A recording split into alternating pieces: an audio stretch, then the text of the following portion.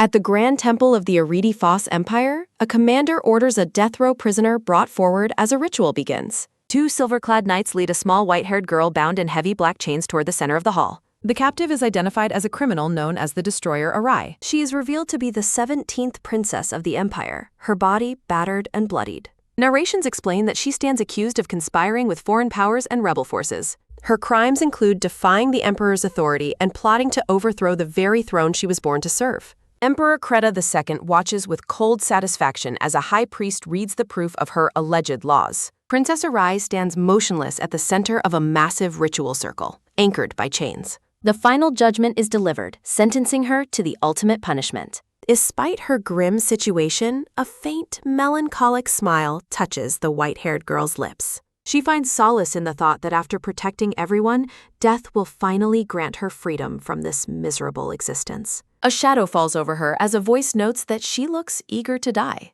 Emperor Kreta II towers over the chained girl, mocking her for thinking her sacrifice for the rebels was worth it. A cold, taunting laugh follows as the emperor recalls that she no longer has a voice to answer him. He continues his torment, explaining that the rebel leaders she saved were the ones who actually facilitated her capture. The emperor grins with predatory delight at her silent suffering. He cruelly reveals that her so-called companions do not even consider her one of their own. He informs her that the rebel leader, Drak Mononork, is being rewarded with an imperial title for his cooperation. Leaning down, he explains that the commander is to become a Grand Duke as part of their withdrawal agreement. The emperor's face inches closer, his expression twisted with malice as he delivers the final blow. He reveals that the sole condition for the rebels' peace was her own execution, leaving her stunned and heartbroken. She remembers her tragic past as the shunned daughter of a commoner mistress, lacking any talent to please her father. Her childhood was defined by her mother's hatred, as she blamed the girl's birth for stealing her future. Her mother's abuse culminated in forcing poison down her throat, stealing her voice while calling her a demon. Brutalized by her own relatives and forced to beg for scraps, only the fourth princess, Modai, ever showed her kindness. Modai had given her flowers and the name Fleur, a small light in her dark world. However, that light was extinguished when Modai died during a forced political marriage journey. Her grief awakened a terrifying power, leading the emperor to bind her with a blood curse and the title of Destroyer. The curse demanded her very life force, surrounding the girl in a vortex of dark crimson energy. She was cast onto the battlefield as a mere child, a weapon used by the Empire. She became a relentless killer, her small hands forced to wield a blade in endless conflict.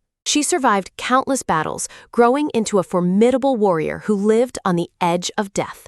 Eventually, she found a group of companions who seemed to offer her the warmth she lacked. She reflects on the brief time she spent with Drak, Shebetrief, Fox, and their other friends. They fought beside her, offering protection and a sense of belonging she had never known. She remembers the simple joy of sharing food and coins with people she trusted as her family. Their warmth was her only hope in a life of misery. The memory shatters like glass as the realization of their ultimate betrayal takes hold. She mourns the loss of their promises to stay by her side until the end. Looking up through tears, she wonders if every moment of happiness they shared was merely a lie. She resigns herself to a fate of loneliness, wishing for her painful life to reach its conclusion. Emperor Kreta II commands her to prepare herself, reiterating that the entire world wishes for her death. He brandishes a long sword, declaring that he intends to harvest her immense magical power before she dies.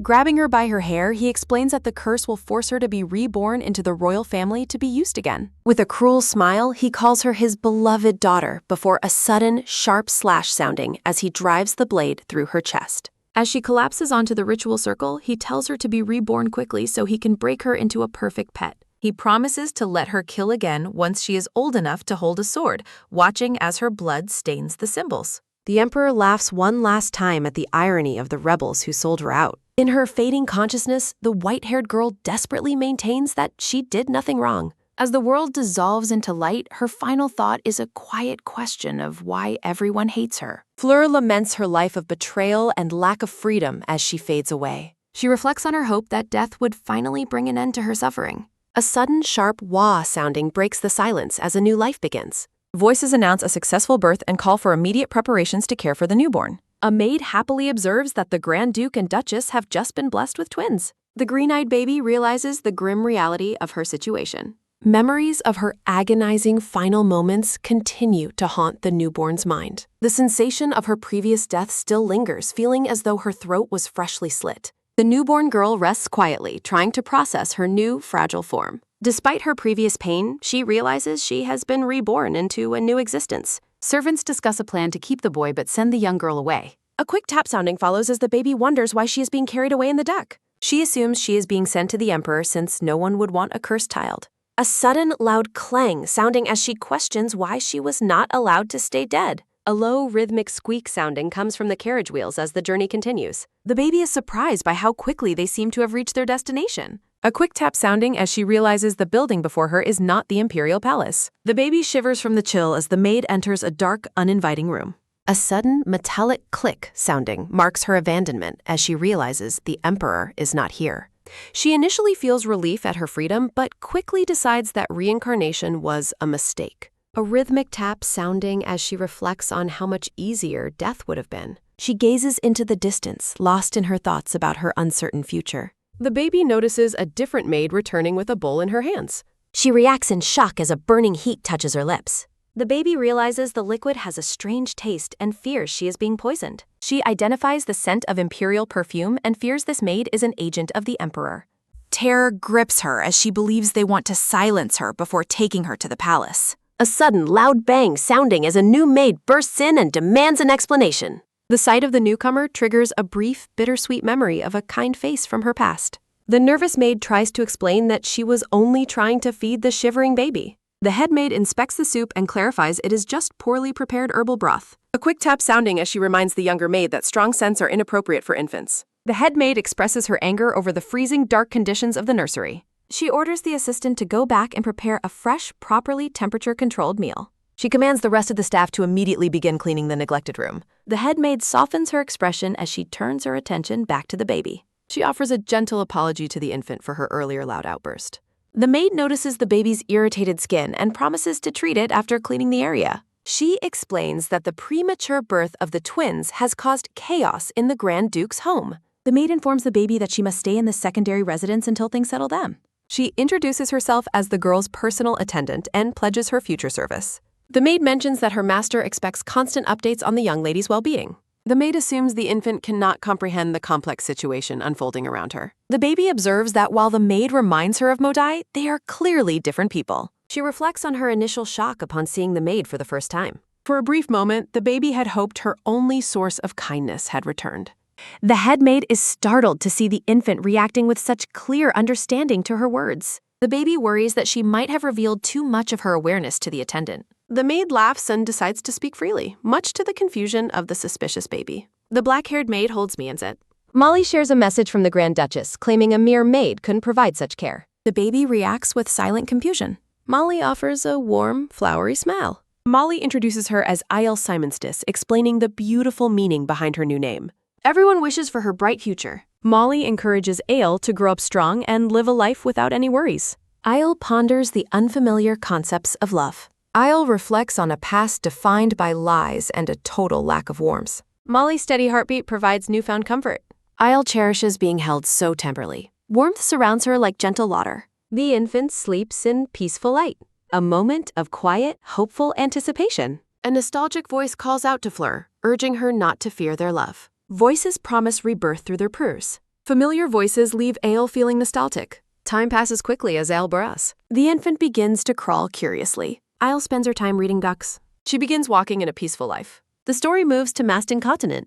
The scene shifts to Simon's Gustus residence. Ale sits quietly eye-swing. Isle reflects on her 3 years spent under what feels like house arrest. She realizes the Simonestis Grand Duchy once demanded her execution for peace negotiations. Isle questions the gods' cruel timing. A moment of deep, silent contemplation. She wonders why she was reborn here. Narration explains she was born in the remote forest Grand Duchy of Simonstis on the Maston continent. Isle explains she is the younger twin sister of the Grand Duke and Duchess, whom she rarely sees. Narration describes her father, Iverson Simonist, as a gentle forest mage. Yet she remembers him being cold. Jen Simonstis is a renowned magic swordsman, but to Ale, she is a distant, weak-bodied mother. Isle questions her reincarnation in her archenemy's territory while fearing her cursed imperial blood. Molly notices Aiel spacing Aegon.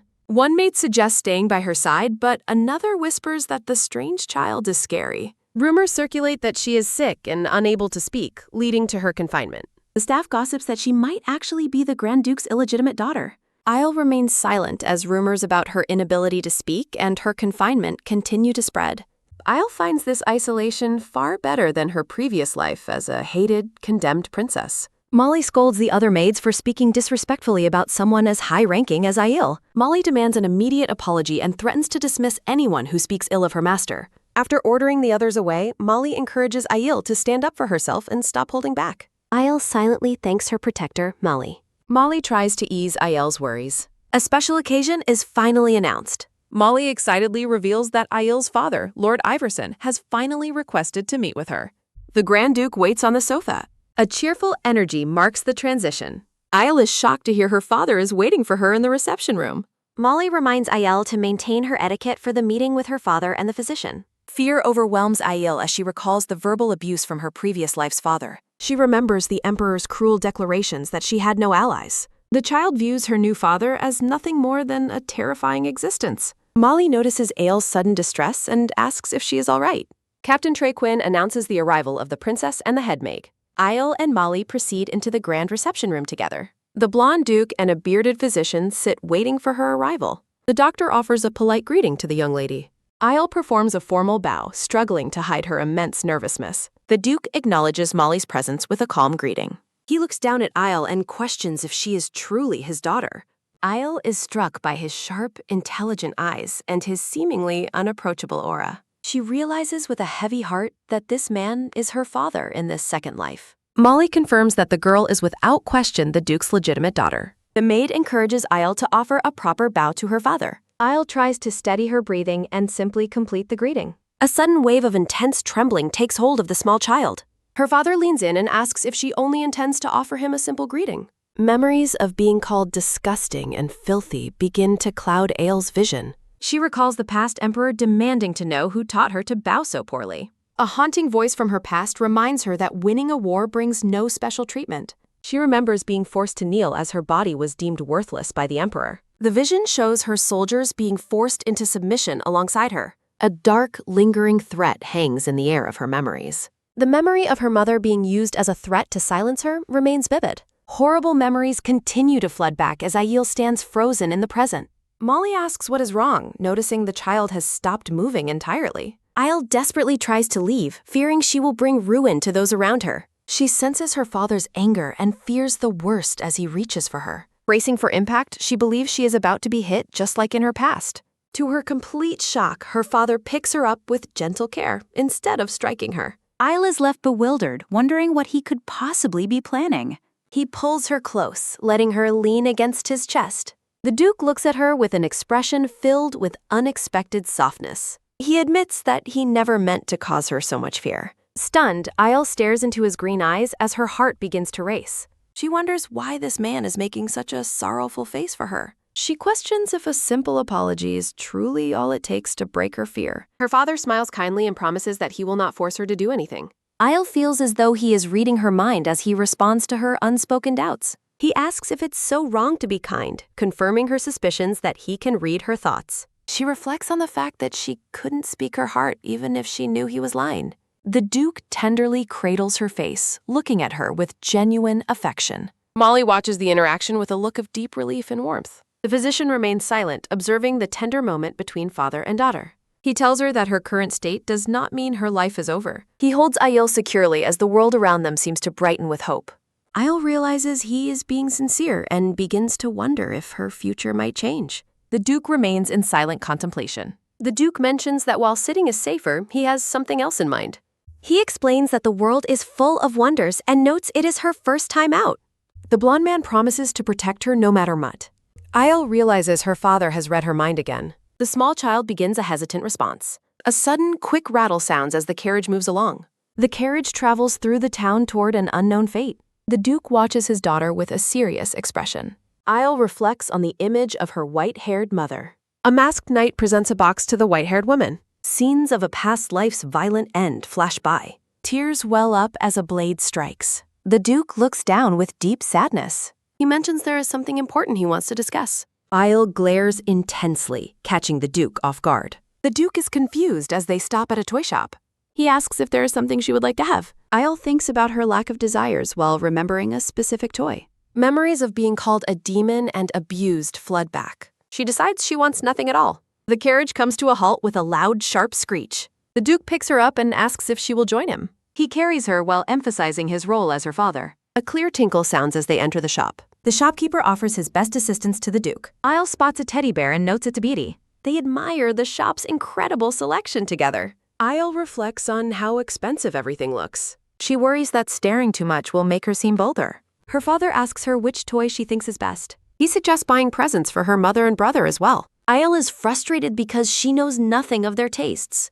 The Duke realizes with regret that she has never met her family. He decides to choose them himself and asks her to wait. He tells her she can return to the carriage if she gets tired. The Duke and Molly head deeper into the shop. Isle approaches the bear, fearing she might never see it again. She stares intently at the stuffed toy. She decides she has no regrets. Isle greets the bear and offers a silent thank you. The child reaches out to the bear's eye. She feels the softness of the bear's fur. She senses something familiar in the bear's blue eye. Isle gives the stuffed bear a final, heartfelt hug. She wishes for the bear's suffering to end and for it to be happy. Isle hopes the bear stays brave and strong. She walks away, believing this goodbye is for the best. She reflects on her heart being torn out, but having no regrets. Isle wipes her tears, relieved to have said a proper goodbye.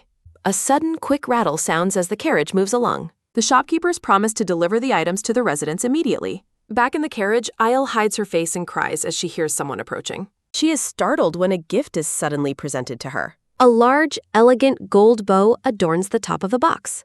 Inside sits the bear she admired, accompanied by a note for a beloved child. Isle assumes the gift is meant for her brother, the young master of the house. She remains stunned, unable to process the situation. Her father smiles warmly as he offers her the bear surrounded by pink roses. Tears well in Isle's eyes as she realizes the gift is truly for her. The Duke gently presents the box to his daughter. Isle looks on with lingering doubt in her eyes. The Duke acknowledges that the bear has faced its own share of hardship. He notes that despite its flaws, people can still find value in it. Isle gazes at her new companion while her father and Molly wait patiently. He expresses his hope that it will bring her comfort. The child's hand reaches out toward the box of flowers and the stuffed toy. Overwhelmed by kindness, Isle covers her mouth as her tears continue to fall. A sudden soft squeeze sounds as she pulls the bear into a desperate hug. Isle feels a deep kinship with the abandoned bear and wonders if she is allowed to be this happy. A sudden, quick swish sounds as she wipes her eyes while a narrator explains the lore of the Lord who protects the forest. The Duke expresses his genuine joy at seeing her so happy. His sudden, exuberant outburst leaves the young girl completely bewildered. Isle realizes her father was likely scammed into paying an astronomical price for the toy. The Duke continues to dote on her, oblivious to her internal calculations. He promises to give her the entire world if she only wishes for it. His expression softens as he prepares to address a more serious topic. Isle looks up at him with wide, curious eyes while clutching her bear. He asks if she has been wondering why she was kept in isolation for so long. He questions if she resents them for never visiting her. The Duke asks her to believe in his sincerity for now. He promises that he will provide a proper explanation when the time is right. Despite his promise, Isle's past trauma makes it impossible for her to fully trust him yet.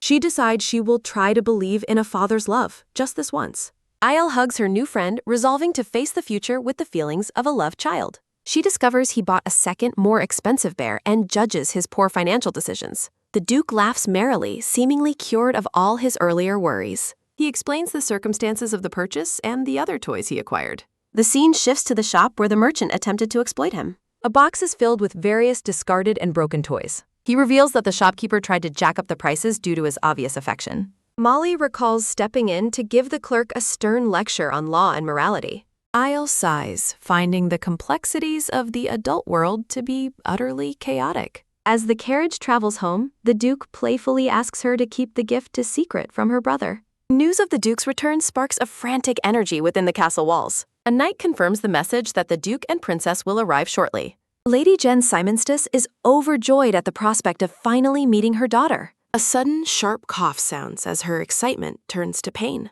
A sudden, heavy cough sounds as the Duchess collapses to the floor. Blood stains her hand as she weakly orders the celebrations to be halted. A shadowy figure vows to stay far away from the past. A torn photograph reveals a white-haired woman in regal clothing.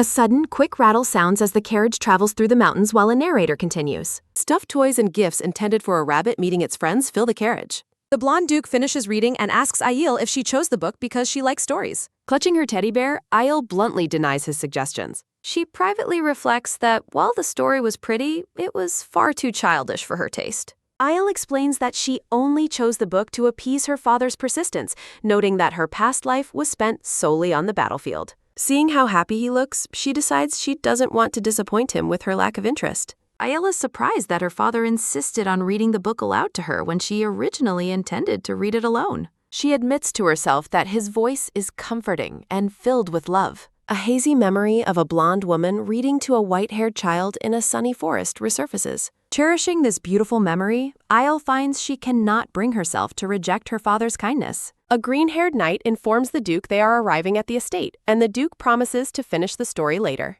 The carriage pulls up to the entrance of a grand white mansion. The vast and sunlit estate stands ready for the Duke's return. A sudden, quick tap sounds as a man steps out onto the stone pavement. The staff welcomes the Duke and Lady Aiel home, but the young girl immediately senses a strange, heavy air. Aiel notices that the demeanor of the assembled maids is cold and unsettling. Tina Millard explains that the Grand Duke's health has worsened, forcing the postponement of the welcoming banquet. Tina conveys a message from the Grand Duke, ordering the Duke to handle official matters and the head maid to go to his chambers. Molly accepts the urgent instructions with a serious expression. The dark-haired maid assures Aiel that she will be fine under her father's care while she is away. Molly offers a warm smile as she prepares to depart for her duties. The Duke continues to hold his daughter securely as they face the somber household staff. Tina adds that the Grand Duke has ordered Aiel to rest in her room and avoid him until she is summoned. Aiel's heart sinks as she becomes convinced that her mother truly dislikes her. The stern, silent stares of the maids reinforce the child's belief that she is unwanted. The Duke gently pats Aiel, insisting that everyone is simply worried about her mother's condition. He assures her that her mother loves her deeply despite her current illness. He promises that once her mother recovers, they will go to see her together. Aiel doubts his sincerity, but realizes she has no choice but to agree. A sudden, sharp gasp sounds as the Duke winces and clutches his chest in pain. Radiant green mana erupts from the Duke as Aiel watches in shock and confusion. Thorny vines explode from the Duke's body as he desperately orders Tina to take Aiel away. Tina quickly complies, snatching the girl away from the source of the magical outburst. Aiel feels a familiar sting of despair, believing she has been abandoned to a stranger once again. The Duke collapses among the thorns, realizing the medicine he was taking is worn off. A knight rushes to assist him, while the Duke laments that he cannot see his daughter for some time. The maids lead the way as Aiel is carried toward her new quarters. A quiet, clean room filled with toys and tea is presented as Aiel's new living space. Tina informs Aiel she will live here now and should inform the guard at the entrance if she needs anything. Aiel stands in the dim light of her new room, her expression unreadable. A sudden, heavy slam sounds as the door shuts, leaving the small child alone. Memories of a fiery battlefield and her life as a white-haired knight begin to flood back. She recalls the long days of being confined and watched by her enemies. A dark king with glowing red eyes screams that she is unloved and hated by everyone. Aiel desperately tries to deny the hateful words echoing in her mind. She cries out for Modai and Fleur to stay as she reaches toward a fading woman. She screams for someone named Array to stop the violence as the vision fades into fragments. Fragmented memories of betrayal and hatred haunt the sleeping child. A soothing warmth begins to wash away the darkness. The child sleeps peacefully under a blessing of good fortune. She finally feels a sense of belonging. Visions of a past life where she was a hero among friends emerge. Aiel desperately wishes for this new happiness to last. A brown-haired man bids her a final, painful goodbye in her dream. She reaches out toward the shadows of those who betrayed her. Tears stream down her face as she struggles with her nightmares.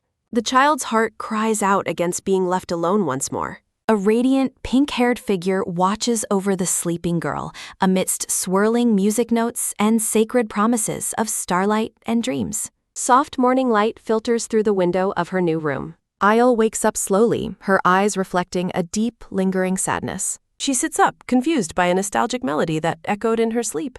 The young girl realizes the song was a lullaby from her previous existence. She remembers her former companions resting together in a peaceful forest clearing atop a giant wolf. Aiel struggles to reconcile her warm memories with the reality of being in enemy territory. Molly enters the room and gently checks if her young charge is awake. The dark-haired maid notices the child's distress and asks if something is wrong. Seeking comfort, Aiel retreats deeper into her blankets. Molly quickly scoops the small child into her arms for a comforting hug.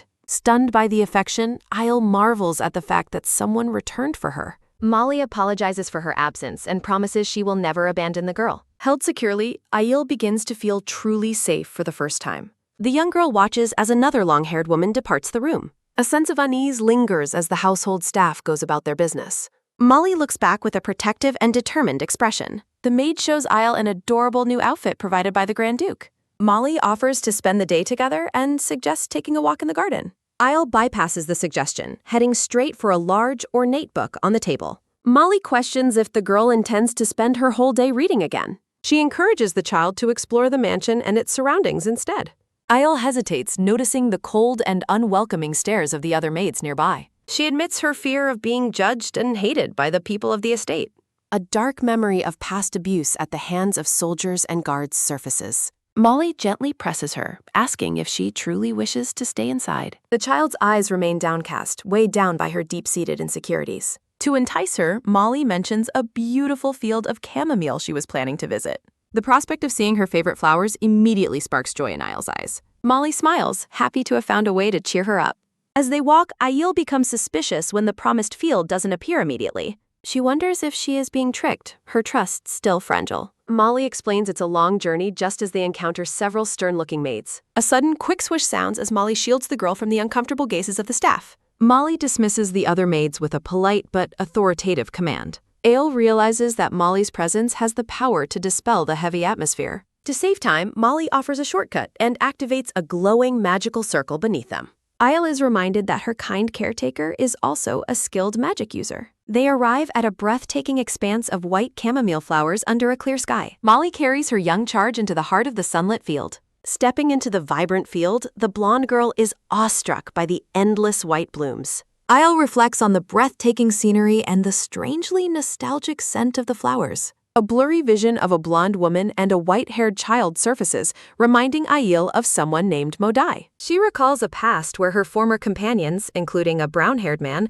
offered her simple tokens of friendship. The young girl lets out a heavy sigh as she struggles with her conflicting emotions. Molly suggests that Aiel offer a prayer to Lord Kana, the master of the forest, to help ease her mind. They approach a majestic stone statue of Kana as the narrator describes the sacred history of the land. The ancient texts explain how the world was divided into 5 distinct realms after the goddess Tia fell into her long sleep. Lord Kana is depicted as a legendary knight who served as the chosen oracle for the forest goddess. Believing herself to be cursed and beyond saving, Aiel begins to offer a silent, desperate prayer. She starts her plea to the goddess of the forest with a heavy heart.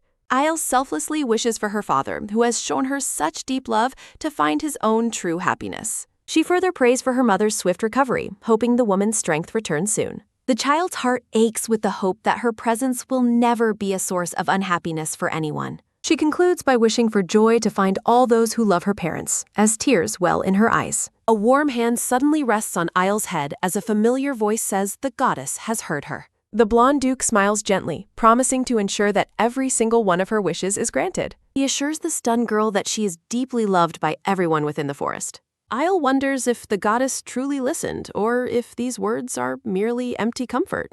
She looks at her father with suspicion, finding his habit of suddenly vanishing and reappearing to be quite untrustworthy. The Duke offers a sincere apology for his absence and for making her feel neglected. He expresses deep regret for breaking his promises to see her new room and visit her mother together. Aiel remains silent, her expression reflecting her lingering confusion and hurt. She privately thinks that if he truly cared about apologizing, he shouldn't have left her in the first place. He explains that a childhood injury caused him to lose control of his magic because he forgot to take his medicine. He confesses that his wild magic makes his appearance terrifying, so he stayed away only to avoid scaring her. The Duke humbly asks for his daughter's forgiveness as they sit together among the chamomile. Understanding the pain of losing magical control from her past life, Aiel begins to feel a spark of sympathy for him. He assures her he is much better now and credits her prayers to Lady Kana for his recovery. Aiel admits to herself that she is glad to see him again, even as she tries to maintain a stoic face.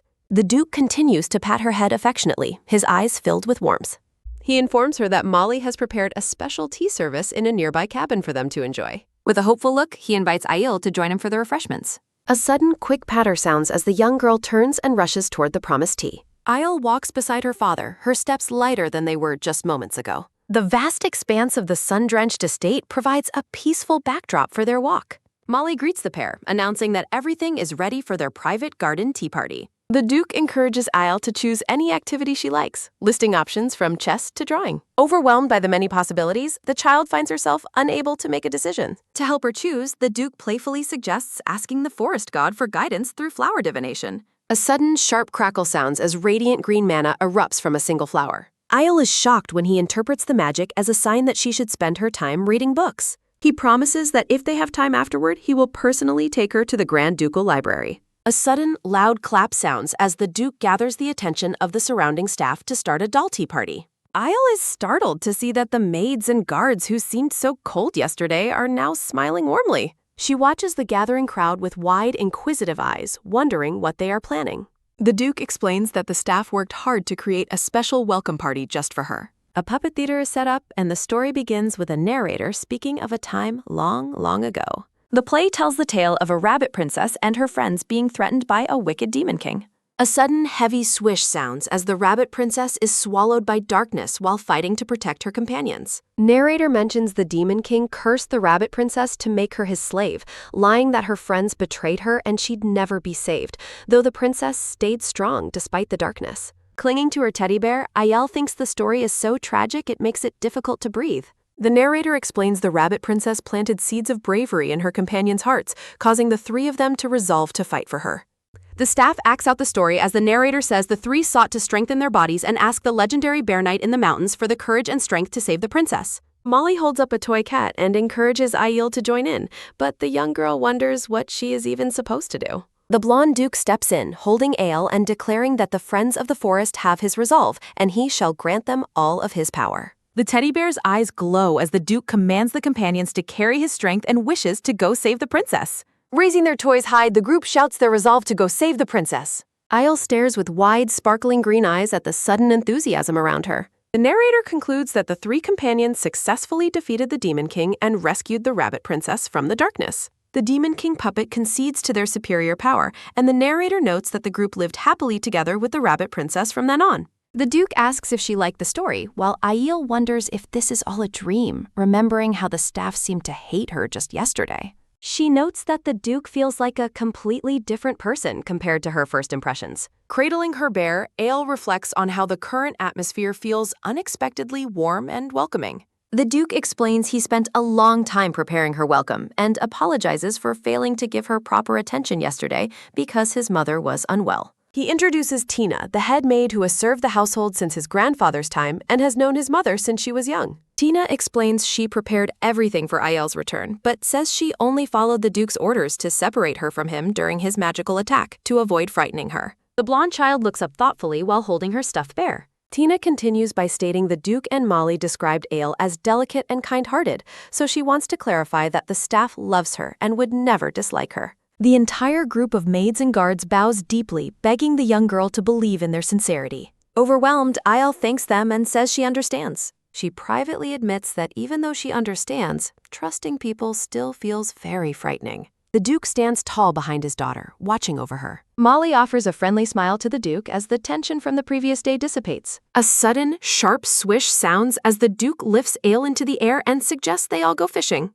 A sudden, quick rustle sounds as Aiel notices something moving behind a tree, catching her by surprise. The scene shifts to the edge of a peaceful, sun-dappled lake within the estate. A sudden, loud flourish sounds as a guard presents a rod, insisting that Aiel needs many options to find the right compatibility, and inviting her to choose any bait she likes. A sudden, quick rustle sounds as Molly brings over a tray with a refreshing drink, reminding the girl to stay hydrated while outdoors. Maids offer a variety of handmade desserts for her to choose from, noting they have even more items prepared for after the fishing is done. Tina points out the containers arranged by size and species, explaining Ale can keep the fish as pets or have the chef prepare them to eat. Exhausted by the attention, Ale thinks she would rather just become a fish herself and dive into the river to escape. The Duke thanks the staff and dismisses everyone except for Molly. The staff promises to be available if needed as they depart, while Aiel softly thanks them. While holding the rod, Isle thinks about how she rarely dealt with this many people in her past life unless she was commanding troops, and finds their enthusiasm suffocating. She wishes she could jump into the water to find somewhere quiet where she could be completely alone. The Duke leans in to show her how to hold and cast the rod, snapping Isle back to the reality of their fishing trip. When the Duke asks if she dislikes fishing, Isle thinks to herself that she specifically hates fish, though she notes they aren't guilty just because her past companions like them. She reflects on how her memories associated with fish are all painful and unpleasant. A memory surfaces of soldiers forcing her to stand in freezing water, mocking her as a pauper, and telling her to choke on rotten fish. She recalls a past life moment of exhaustion on a beach next to a massive fish and her sword, reinforcing her hatred for them. The Duke mentions he is fond of fishing because he used to go with her mother, remembering a time when Jen aggressively pulled the line and he had to tell her to calm down. He tells Ale that the world is full of wonder despite hardships, and says things become enjoyable when tackled with someone you love. The Duke looks down with a gentle smile, asking his daughter if she understands what he is trying to convey. A sudden, sharp tug sounds as a large fish bites the line, and Isle reflects on how she once believed in his words, but ended up losing everything. A sudden, sharp clatter sounds as the fishing rod is dropped, and Isle thinks about how she has had enough of her heart aching from painful days. A sudden, quick grip sounding as Isle tries to walk away, but the Duke catches her arm and asks where she is going. Startled and distressed, the young girl shouts for him to stop and let go of her. The Duke asks if she is angry because of the look in her eyes, while Isle realizes she failed to hide her true emotions and feels she must apologize. A sudden, quick swish sounds as the Duke playfully lifts the child high into the air. The Duke gently kisses Ale's forehead as they stand together in the garden. While holding Ale, the Duke asks if she spoke, as she privately worries about his sudden change in attitude and the possibility of severe punishment. As they walk through the estate, the Duke declares that Isle has the freedom to do exactly as she pleases. He notes she has spent a long time holding back, and affirms that choosing not to do something is also her freedom. Tina giggles as the Duke celebrates seeing Isle express her true feelings, and notes her wonderful progress on her first day. The blonde Duke playfully swings his daughter around before apologizing, jokingly wondering if he needs medication for his overexcitement. Ale notices a mysterious gaze from the shadows again, feeling strange about being watched once more. A mysterious figure watches the group from behind the trees in the distance. She admits to herself that being watched from the dark makes her nervous, even if the intent doesn't seem malicious. Isle notes that the Duke and Tina don't seem to notice the hidden presence at all. She tries to reassure herself that the estate's heavy guard presence means nothing dangerous should happen. Isle exclaims with wonder as they enter a new area. They arrive at the magnificent, multi-leveled circular Grand Ducal Library. The Duke asks if she is impressed by the library, while Isle recalls how a woman named Modai first taught her to read. Isle reflects on her past life, remembering how she continued studying books quietly to gain information on the enemy, even after her teacher passed away. She thinks that reading feels like quietly drifting in a river of wisdom and riding on a cloud of happiness. The Duke invites Isle to visit her favorite spot in the library whenever she likes. He warns her not to fall asleep among the books lest she catch a cold, causing Isle to gasp in surprise. Suggesting he will arrange for food, the Duke explains the library is a restricted area that even Molly cannot enter without his permission. Isle clutches her book with a look of intense, inquisitive focus. She admits to herself that despite loving books, she doesn't have a single specific favorite. The young girl resolves that there is a certain topic she absolutely must research right now. Isle needs to discover if her blood curse remains and why she was reincarnated into an enemy nation. A sudden, quick rustle sounds as Isle begins searching the lower shelves. She is troubled to find that even a library of this size lacks information on reincarnation or blood curses. Looking upward, she wonders if the books she needs are hidden on the highest shelf. A sudden, quick heave sounds as the small child attempts to climb the towering bookshelves. A sudden, sharp slip sounds as Aile's footing fails, sending her falling backward. The Duke suddenly appearing and catching his daughter mid-fall. He gently scolds her for the danger, noting she would have been injured if he hadn't returned in time. Isle is surprised to find that her father is not angry with her. The Duke notes that the novel she found isn't suitable for her age and suggests she read it when she is older. He clarifies that she won't find any stories regarding reincarnation or blood curses in this library. The Duke explains that the Empire is at fault, having destroyed every record regarding those specific topics long ago. The scene pauses as a brief transition occurs. He recalls that 3 years ago, during her mother's pregnancy, the Empire began a systematic destruction of knowledge. Soldiers were sent to every duchy library to ensure any forbidden documents were burned. All documents on the blood curse were destroyed while soldiers searched for baby girls born during that specific year. The Duke explains the Imperial envoy's presence during Isle's birth led to her mother's premature labor after being harassed by soldiers. While their main forces were away fighting monsters, the premature labor and the Duke's loss of magical control weakened the family. To protect her from being taken by the Empire, they announced the birth of a son and hid Aile's existence. The Duke confesses his heart felt torn for 2 years while he secretly delivered supplies to her under Imperial surveillance. Isle realizes that the Empire's relentless search for baby girls was specifically targeted at her. She remembers a past life memory of being told that her royal bloodline carried a terrifying curse even after rebirth. She wonders if she truly lacks Imperial blood and is actually an ill-omened person. Isle feels guilty for passing her misfortune onto her parents, who suffered to keep her safe. Embracing her tightly, the Duke insists that she is their precious daughter, and their efforts were not suffering at all. The Duke looks ahead with a gaze of absolute determination. He promises to guarantee the safety of everyone now that she has finally returned home. Assuring her that the duchy has recovered its strength, the Duke believes they will soon find a cure for his illness and fulfill her mother's will. The Duke explains that the only person in the Empire obsessed with abducting baby girls was Emperor Greta II, who has recently died. He notes that those fighting for the throne have agreed to stop provocative acts like destroying records and kidnapping girls to sway the support of the duchies. The Duke reassures Aile that even if the Empire regains power, they need not fear because other rising duchies have declared they will fight until the end. Isle remains silent, looking downward with a pensive expression. Hurrying to take her home once things settled, the Duke holds her hands and admits he hated being apart from her for even a single second. He mentions that her mother, the Grand Duchess, wishes to announce her existence to the entire nation, but asks for patience while she recovers her health. Isle feels conflicted. While happy to be with a caring family, she is overwhelmed by a sadness she cannot easily describe. She wonders if the death of the Emperor means she is finally free, or if the terrifying curse of blood will inevitably return to control her. Thinking back on the past 2 days, she worries that hurting those around her is a possibility, yet she finds herself starting to trust her father just a little. Looking at him with a mixture of doubt and hope, Isle considers whether it might finally be safe to ask him about the curse. Sensing her fatigue, the Duke places a finger to his lips and gently insists they postpone any serious discussions so she can rest. The Duke smiles warmly as he continues to hold his young daughter affectionately. He carries Isle on his shoulders through the grand hallway, reminding her of the importance of eating a proper meal. Molly serves a massive feast in the grand dining room and notes that Aile looks unusually gloomy for her first meal back home. Overwhelmed by the sheer amount of food, Isle worries she cannot finish it all, while Molly encourages her to try everything prepared for her. A sudden quick rustle sounds as Aile senses a presence and sharply asks who is hiding nearby. Realizing she is being watched again, Isle ignores Molly's calls and runs toward the garden, determined to catch the mysterious figure. A sudden, quick rustle sounds as Isle struggles to run in her small body and accidentally trips over a large rock in the grass. A sudden, sharp gasp sounds as Isle falls, only to be caught by a woman who frantically asks if she is injured. Startled, Isle looks up and is immediately struck by the incredible beauty of the blonde woman holding her.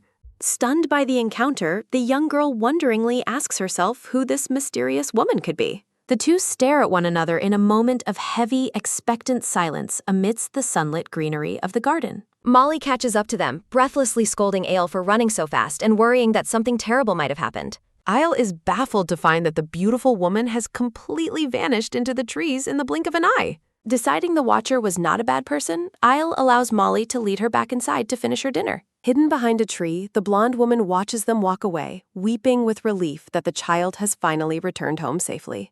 As night falls over the castle, Tina tells Aile to rest and reminds her to ring the bedside bell if she needs anything at all. The bedroom settles into a deep, quiet darkness as the moonlight filters through the windows. Tucking herself into bed, Isle resolves to research the curse of blood properly at another time since so much has happened today. Isle drifts into a snowy dream, wondering if the woman from the garden could actually be her mother. A sudden, sharp slap sounds as a memory of abuse surfaces, with Isle crying out in pain and begging someone not to hit her. The woman in her memory forces her to drink a potion, claiming it will allow her to live peacefully despite the misfortune of being her daughter. Isle recalls the magical concoction failing during its refinement, leading to a horrifying and violent reaction within her body. She remembers the agony of her blood vessels feeling like they were tearing apart and desperately begging her mother for help. While Isle sleeps, a poetic narration describes a pure and sacred goddess standing quietly in the snow. The narration continues, describing the goddess scattering stars and dreams with her radiant hands. A blonde figure stands silently at the foot of Aile's bed, watching the sleeping child in the dark room. Startled awake, Aile recognizes the visitor as the same beautiful woman she encountered in the garden earlier that day. A sudden, sharp cough sounds as the woman covers her mouth, and Aile is horrified to see her vomiting blood. A sudden, loud thud sounds as the woman's strength fails and she collapses heavily onto the floor. Molly bursts into the room with a lantern, her expression twisting into one of pure shock at the sight before her. The beautiful blonde woman lies unconscious and pale on the rug while Aile watches in frozen terror. Molly gasps in disbelief, identifying the collapsed woman as the Grand Duchess herself. The scene shifts to the exterior of the silent, moonlit castle as the night progresses. Aile sits upright in her bed, clutching her stuffed bear while looking deeply troubled by the night's events. The beautiful woman sits quietly on a nearby sofa, attended by a maid, while the atmosphere remains somber. Aile realizes with a start that the Grand Duchess is indeed her mother in this current life. Recalling the Duke's words, she knows the woman means no harm, but still feels a lingering, deep-seated hesitation. Tina explains that the Grand Duchess is not feeling well and asks Aile to refrain from greeting her until the Duke gives permission. Aile reflects on how her mother kept staring at her from the shadows, unable to look away even for a moment. The blonde woman watches from the trees. Aile recalls her mother's gentle lullabies. Aile wonders about her mother's intentions. The Grand Duchess stands over Aile. The beautiful blonde woman stares downward. The Grand Duchess realizes Aile cannot speak. Aile looks worriedly at her mother. Aile hides while her mother watches. Tina advises the Grand Duchess on words. The Grand Duchess worries about her speech. Aile is frightened by her mother's presence. Her mother begs for a proper look. The Grand Duchess dismisses the awkward interaction. The mother departs with her maid.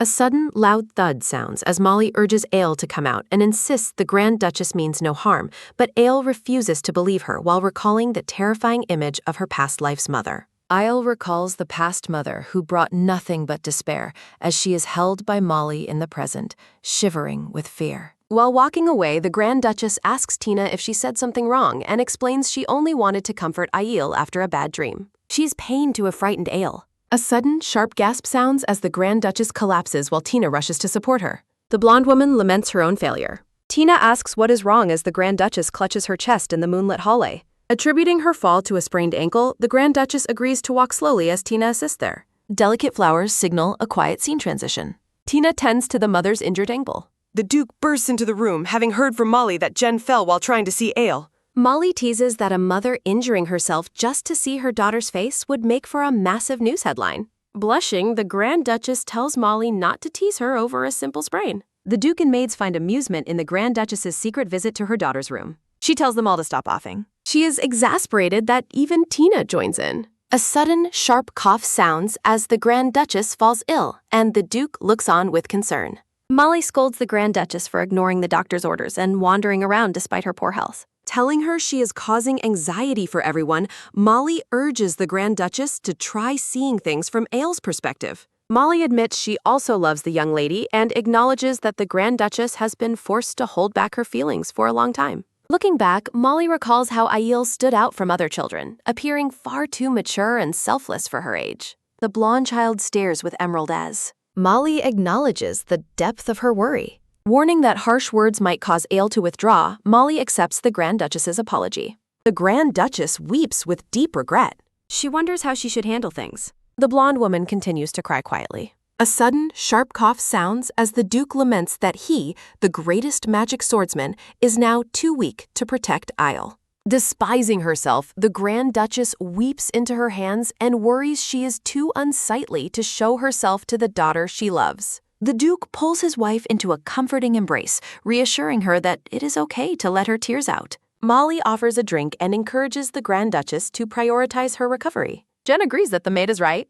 Vowing to stay in bed, the mother promises to do her best to get well soon and admits her fault. She drinks her medicine, resolving to recover completely. Molly looks on with a sad expression. The Duke continues to speak with determination. The blonde Duke asks Jen if she plans to leave everything to him, reminding her of their promise to raise their daughter together in a home full of love. The blonde woman insists that mistakes simply mean starting over and questions the wisdom of running away when their child needs them most. Admitting his own failures, the Duke looks downcast as a voice asks if he intends to repeat those same mistakes. Determined to change, Jen looks away and declares she will never let that happen again.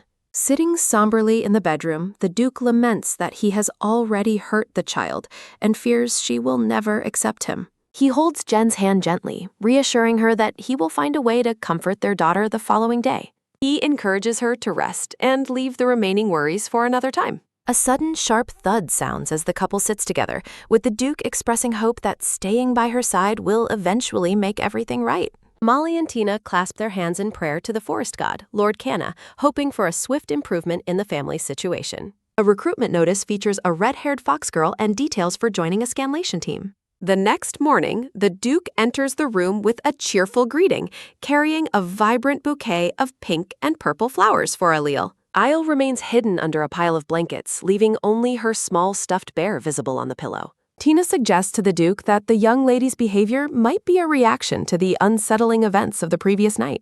Smiling warmly, the Duke approaches the bed while the maid follows behind with the fresh flowers. The Duke crawls under his own blanket next to Aile, and the room falls into an expectant silence as she peeks out at him. Wrapped tightly in their separate blankets, the Duke asks his daughter what is bothering her. He confides in Isle that her mother is acting like a bit of a fool and shares his perspective on her behavior. Isle listens intently, her wide emerald eyes filled with a mixture of curiosity and worry as she peeks over the edge of her blanket. The Duke explains that the Grand Duchess feels hideous while bedridden and often lashes out due to her own pain, which hurts him as well. He reveals that her mother secretly visited her yesterday, but fled in a panic when she was noticed, then asks if Jen said something strange to her. Lifting his blanket like a tent over them both, the Duke playfully suggests a new plan to resolve the tension. Isle finds the close proximity too stifling and tells her father to back off immediately. She quickly scrambles away from the bed as the Duke asks if she is genuinely upset or simply trying to comfort his feelings. Isle stares back with a solemn and thoughtful expression. Overwhelmed by fear, Isle recalls the dark trauma of her past life and worries that her very birth has brought nothing but suffering and despair. The Duke explains that Jen Simonstus is the daughter of a former Grand Duke, beginning to tell her of her mother's past. A heroic image shows Jen as the strongest magic swordsman on the continent, possessed of a giant soul and divine power. The Duke gives a playful wink as he continues sharing stories of her mother's legendary status. His expression softens as he admits he has watched Jen cry nearly every day for the past 3 years. Aile remains silent, absorbing the weight of her father's words. He explains that Jen's suffering stems from being unable to hold her beloved daughter, leading Aile to feel a deep sense of guilt for her mother's pain. Laughing off her concerns, the Duke clarifies that Jen is actually heartbroken because she feels she has failed as a mother. He tells Ailil that while the mother is trying her best, she needs more time, and acknowledges that Ailil might not be ready to accept her either. He asks his daughter if she can try not to hate her mother despite the difficult circumstances. The Duke pulls the young girl into a warm, protective embrace. He warns that if Jen continues to believe Aile hates her, her isolation and illness will only worsen, and asks Aile if she thinks that would be bad. The Duke suggests they make a small gift to cheer her up, and Aile asks if he truly expected her to refuse such an idea. The scene shifts to a table cluttered with failed craft attempts, leading the Duke to note that the task might have been too difficult. Wearing a red headscarf and a white apron, Eileen sits dejectedly and blames her own lack of intelligence for the mess. She worries that she has let her father down by failing to produce a proper gift. The Duke finds the situation amusing and chuckles, noting that manual crafts are clearly not her strongest skill. He places a comforting hand on her head and asks what they should do about the gift now. He reminds her that the sincerity of her feelings is far more important than the actual item they create. Aile reflects on the one skill she has mastered since her previous life and wonders if it could serve as a suitable present. She presents a written request to the Duke, asking him to gather specific materials for her. The Duke stares at the paper in silence, appearing surprised by the complexity of her request. He pats her head with a proud and encouraging smile. The scene transitions to a room filled with apothecary supplies, including scales and various medicinal herbs. Molly announces that a cauldron of glowing liquid is ready and offers to hire a professional apothecary, but the Duke insists Aile can handle it herself. The maid is left speechless and wide-eyed at the revelation that the young lady will be performing the task. The blonde Duke affirms his daughter's incredible capability with a confident smile. A vision of the household members shows them receiving massive restorative power in the wake of her efforts. He stands proudly among the flowers, fully acknowledging the child's hidden talents. As a sudden dry cough sounds, the scene shifts to the elegant exterior of the grand estate. In the study, Jen asks Iverson if all the Imperial spies are currently under their surveillance. The black-haired knight confirms the spies are being eliminated and notes the Imperial family is currently in disarray. Relieved but still cautious, Jen orders continued vigilance and requests help from the Wolfgang clan for the child's sake. A sudden, sharp knock sounds at the study door as a voice asks to see the Grand Duchess. Jen asks Molly what the reason for the interruption is. Entering with a tray, Molly presents a green medicinal bottle as a gift from the Duke and the young lady. Overwhelmed by the news that Ale sent a gift, Jen panics and rushes to change into a more formal attire. Dressed in a magnificent white gown, Jen prepares for a meeting, but Molly notes that Eileen has not actually arrived. The Grand Duchess is visibly crestfallen to learn that her daughter is not coming. Trying to maintain her composure, Jen asks if the child sent anything else along with the message. Molly presents the small green bottle of medicine once again. A memory shows young Ale diligently stirring a cauldron of vibrant green liquid. Jen is stunned to learn that the young lady prepared the medicine entirely by herself. Molly admits her own surprise at the child's skill and suggests having a doctor examine the concoction first. Jen drinks the medicine immediately, but a sudden, violent cough sounds as she reacts to the potent brew. Molly rushes to her side in alarm, but the Grand Duchess insists the medicine itself is perfect. Tears stream down Jen's face as she tastes the familiar and nostalgic flavor of the potion. A vision of a white-haired warrior woman suggests a deep, ancient connection to the medicine's recipe. Jen wonders if Ale's past life memories are returning before quickly dismissing the impossible thought. Driven by a sudden surge of emotion, the Grand Duchess rushes out to find her daughter. She desperately asks Molly for the child's current location within the mansion.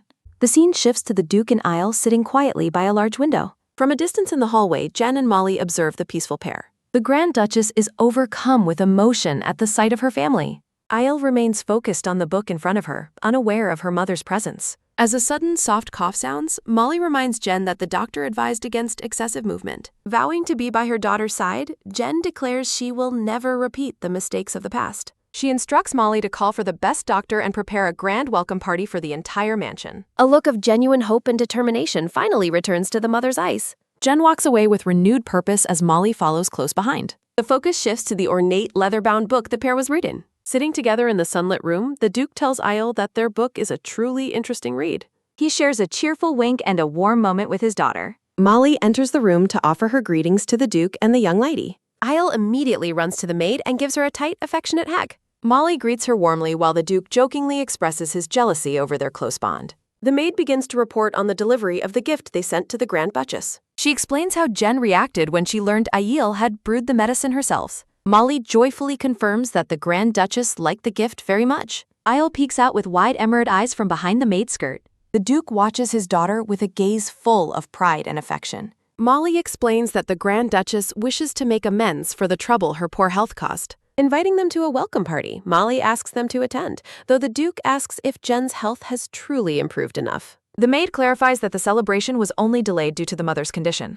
She emphasizes that Jen is preparing everything with great care because she wants Eileen to be happy. Molly asks the young girl if she still finds it difficult to meet her mother. Ale realizes that the invitation is essentially for a formal dinner party. Isle recalls her past life, remembering how the lively atmosphere of such events always felt foreign because her mother's low social standing meant they could only participate as servants or cleaners. She remembers a past where Modai pleaded with the emperor to let her attend a party, only for the ruler to refuse and punish them for trying to elicit sympathy, which caused her mother to become even more violent.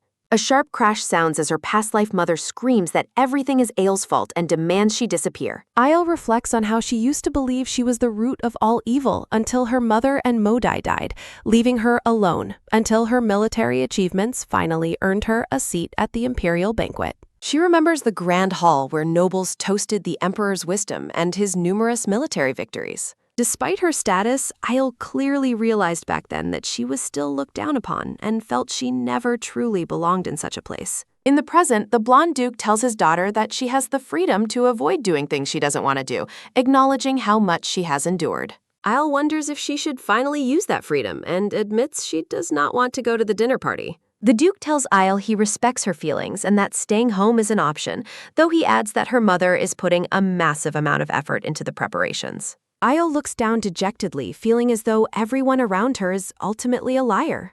Sensing her distress, the Duke kneels to meet her at eye level. Molly crouches down to explain that the Grand Duke anticipated her hesitation and has invited a trusted friend to accompany the young lady to the party. Isle wonders if the maid is referring to herself, but Molly clarifies that the special guest is someone else. The blonde Duke watches the exchange with a gentle expression. Molly joyfully reveals that the guest is actually Sir Bear Knight, who has just been granted a noble title. She presents the stuffed bear, explaining that the Grand Duke awarded him the Order of Merit of the Principality and encourages Ael to welcome him. The Duke claps his hands cheerfully as Ael stares at her dressed-up toy in surprise. Ael is completely bewildered by the turn of events. Molly hands the bear back to the young lady as Ael lets out a soft gasp. The scene transitions to the sunny exterior of the mansion, where branches of yellow flowers sway in the breeze. Dressed in a ruffled pink gown, Ael notes that the bear looks stunning in his new hat and medal, yet the thought of the party remains terrifying. She feels suffocated by the memory of facing cold expressions and arrogant power while sitting alone among a crowd. As the sun begins to set, Ael admits her fear is only growing. Her attention is taken by a sudden quick click sounding as the door to her room begins to open. Two maids wearing bear ear headbands enter and announce they have come to pick up the young lady and the knight. They explain that the Grand Duke sent the mansion's guards for a grand welcome, and that Lord Bear's personal bodyguards are also waiting, causing the stuffed animal to sparkle with importance. Ael walks through the hallway, which is lined with 2 rows of tall guards standing at attention. A guard with a small bear patch on his shoulder salutes her, declaring that the entire royal guard is there to honor her. A tearful hello rings out as several guards wave at her using oversized bear paw gloves. The guards continue to wave enthusiastically, greeting her warmly as she passes by. Ael is completely stunned by the whimsical and friendly reception. Finding the situation both embarrassing and sweet, Ael hurries through the hall and admits to herself that it isn't scary at all. Ael runs toward her father, who calls out her name and thanks her for bringing Sir Bear along. Smiling warmly, the Duke offers to take care of the stuffed animal so they can enter the party together. The focus shifts to Ael's small feet in her pink ribbon shoes as she stands at the top of the grand staircase. From the bottom of the stairs, Jen calls out to her daughter with a soft and hopeful voice. The Grand Duchess, wearing a bear pin on her elegant gown, spreads her arms wide and welcomes Ael back. Jen kneels on the floor to welcome the young girl properly. Ael observes her mother's sincere eyes and feels a wave of nervous uncertainty. Jen pulls the child into a tight, emotional embrace and whispers her love for her daughter. At the dinner table, Jen encourages her to eat while the Duke offers to cut her steak, and the mother presents a special pudding made by the chef. Ael realizes this is nothing like the cold parties of her past. The atmosphere is warm, gentle, and filled with an obvious form of love. Overwhelmed by the positive attention, Ael trembles and admits she doesn't know how to respond to such kindness. Noticing the child's reaction, Jen looks concerned and gently asks if she should hold her. Jen reaches out her hand, but Ael remains frozen in place. The Grand Duchess softly calls out her name once more. Jen looks away sadly, concluding that Ael is still afraid of her and blaming herself for thinking a simple meal could change her daughter's image of her. The mother looks down in regret, calling her own attempts stupid. Desperate to clear the misunderstanding, Ael exclaims that she isn't afraid and tries to explain her feelings. Sitting at the dinner table, the blonde Duke reassures Ael that she doesn't need to be anxious because she worked hard on her mother's gift. Ael looks down at the table with a nervous expression. As Ael agrees that tea will warm her up, Jen offers to pour, while the Duke asks if he should do it instead. Jen insists she can manage the task as she holds the white pitcher with a trembling hand. A sudden splash sounds as tea spills onto Ael's dress, causing Jen to apologize frantically while checking if the girl was burned. Ael reflects on her past life, remembering how such mistakes would lead to punishment and crying alone. She notes that her mother looks even more devastated than she feels. Jen looks down with a deeply saddened and dejected expression, causing Ael to wonder why. The Duke asks Jen if she is burned, but she quietly insists that she is fine. A sudden cough sounds as Jen laments her own perceived uselessness. The Duke pulls Jen into a comforting embrace, telling her she did well making the tea, and advising her not to push herself. He suggests Jen cut the celebratory cake for Ael instead to make her happy. The blonde man adds that cutting the cake would be a wonderful thing to do for their daughter.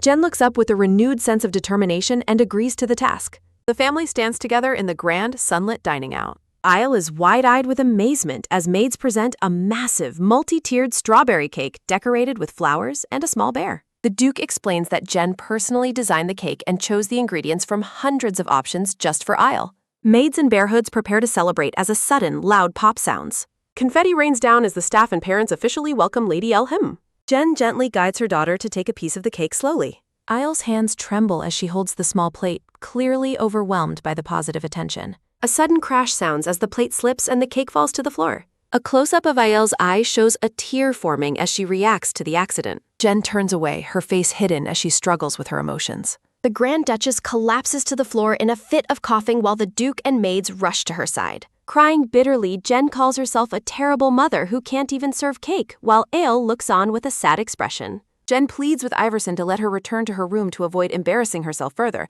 though he tells her that isn't true.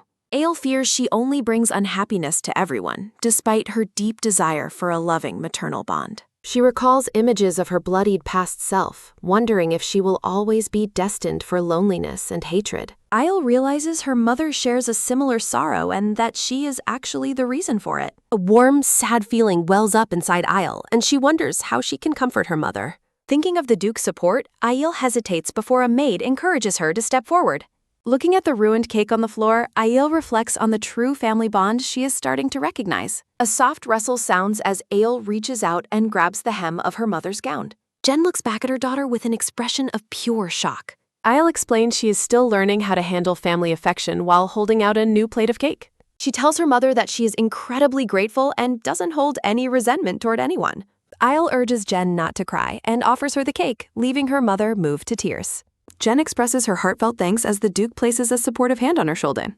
Ail happily takes a large bite of the dessert. A sudden gasp sounds as the family and maids realize Ail is eating the cake directly from the floor. Panic ensues as the parents tell her not to eat food from the floor and promise to get her a new piece immediately. Ail looks up at Jen with a shy, happy smile. Floating text bubbles express deep love for Ail against a background of sparkling roses. Jen pulls her daughter into a tight, emotional embrace, while Eileen thinks she is too lucky to have such a wonderful mother. A determined, red-haired woman appears on a vibrant promotional graphic. Later that evening, the parents tuck Ail into bed and wish her sweet dreams before they leave. Jen and the Duke lean in simultaneously to kiss Ail's forehead and express their love. As they exit the room, they bid her a final goodnight and promise to see her tomorrow. Ail lies awake for a moment, feeling relieved that the day ended without any misunderstandings. The blonde Duke is satisfied that he managed to handle everything properly this time. Grand Duchess Jen blushes with joy and exclaims that Ail is incredibly cute. Jen thanks Iverson for his help, and he welcomes her gratitude before they share a romantic kiss.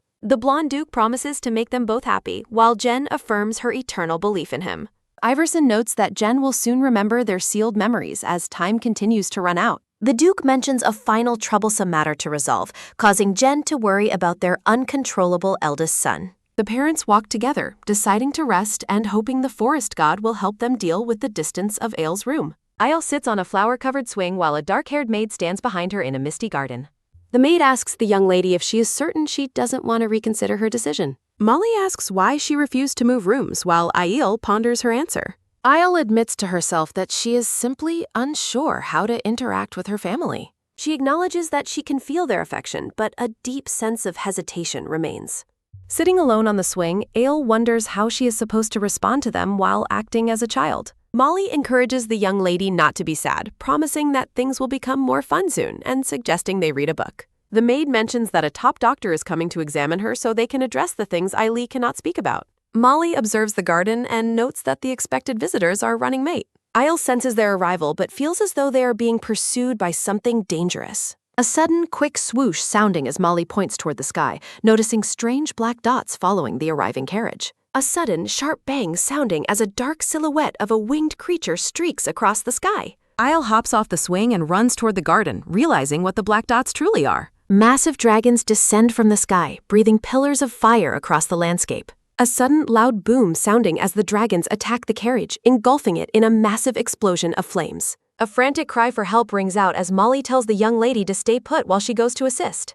Ail watches Molly run toward the smoking wreckage, noting that while there isn't major damage nearby, the presence of dragons is concerning. The young girl runs through the grass, observing that the creatures flying far away appear relatively small. Ail discovers a large abandoned greenhouse at the edge of the forest. She enters the ruined room and finds overturned plants and scattered papers, sensing that the dragons she felt might have moved on. A sudden, sharp whoa sounding as Ail decides to turn back, only to be startled by a noise behind her. A sudden, loud wah sounding as a messy blonde boy jumps out from the bushes, startling the young lady. Ail recognizes the boy's features as the incident triggers traumatic memories of blood ties, resulting in pain and suffering for a young girl. Eel reflects on her past life's agony, feeling the weight of those dark memories returning once more. A sudden, quick grab sounding as Isle tries to walk away in disgust, but the dirty boy catches the hem of her sleeve. A sudden, sharp sounding as the boy tries to get her attention while she looks back in confusion. The blonde boy holds out a single white daisy toward Ale, looking surprised by his own gesture.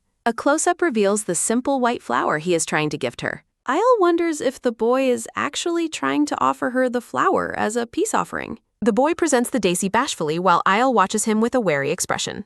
Isle huffs and turns away, telling herself she won't fall for such a lame attempt at kindness. A sudden, loud wah sounding as the boy lunges forward to hug her, causing Ale to begrudgingly accept the contact. A sudden, sharp ah sounding as Isle realizes that perhaps this family bloodline isn't so bad after all. Maids rush over to catch the young master, warning that he shouldn't be left alone with the young lady as the flower falls to the ground. Isle walks away feeling that no matter how they act, she is still the one the family truly despises. A sudden, loud hum sounding as the boy begins to glow with an intense, fiery aura that shocks the maid holding him. A sudden, deep roar sounding as Isle recognizes the manifestation of a dragon's power within the young boy. A pillar of fire erupts around the child, leaving Isle panicked and unsure of what to do. Looking at the fiery silhouette, Isle realizes she has seen this Dragon King long ago in her previous life. She recalls a fierce 7-day battle where she eventually subjugated the dragon named Dio to fight by her side. Isle remembers her past self and Dio adventuring together as a legendary pair of partners. She reflects on their forced goodbye when she was imprisoned, ending their journey together forever. Isle questions the spirit possessing her brother and the duchy's many secrets, while maids urge her to flee from the unmanageable young master. A maid carries Isle away as a massive pink dragon looms over the staff who plead for their lives. Isle bravely stands her ground, ordering her brother to stop bullying the innocent people around him. The girl commands the creature's attention. Isle sternly commands the dragon to sit. The pink dragon sits submissively. The dragon looks dejected. Isle comforts the dragon, realizing it was simply acting out of its own fear. A soft, low grr sounding as Ale promises the creature she won't hurt it. Isle realizes this dragon isn't Dio, despite the familiar feeling. A white-haired woman comforts a Gigan. The girl reflects on her vest. Text describes the dragon's immortality. Isle continues to comfort the creature. Isle notes that dragons are nearly invincible and admits she almost mistook the boy for her former partner's reincarnation. The blonde girl holds her sleeping brother. The maids are amazed that the young lady quelled her brother's rampage and credit the twins' unique power. Iverson watches with pride and expresses his approval of Isle's actions. The Duke praises Isle for her bravery and protective nature, though she humbly dismisses his compliments as nothing. Iverson happily carries his 2 children while the blonde boy cheers. The Duke warns the young master that they must have a serious conversation about his attack on the carriage. The blonde boy agrees sheepishly. Isle watches her family affectionately. The scene shifts to the bedroom where Jen rests as the family consults with the brown-haired doctor. The doctor advises against suppressing the Duchess's seizures with medicine, and the Duke accepts his guidance. The doctor cautions that children under 3 should not be presented to the public before receiving a formal blessing. The blonde boy avoids his treatment while the doctor frantically tries to administer the medicine. Iverson confidently tells the doctor to let Isle handle the situation instead. Isle stares at the bottle. The twins share a moment. The Duke whispers a warning to Anil that her brother's life might be at risk without the medicine. Isle orders her brother to drink, and he finally obeys. Ale holds the medicine bottle. The boy looks hesitant. A sudden, quick gulp sounding as the blonde boy finishes his medicine. Isle embraces her brother while her mother ponders why the young girl still hasn't spoken. The doctor suggests that Isle has an emotional blockage and needs more social interaction to develop her strengths. Jen admits Isle prefers solitude and feels overwhelmed by the constant pressure of their presence. Iverson smiles as a plan forms. The Duke asks for the staff's cooperation and vows to give his new idea a shot. Isle finally enjoys some peace as she reads a book while her mother and brother sleep.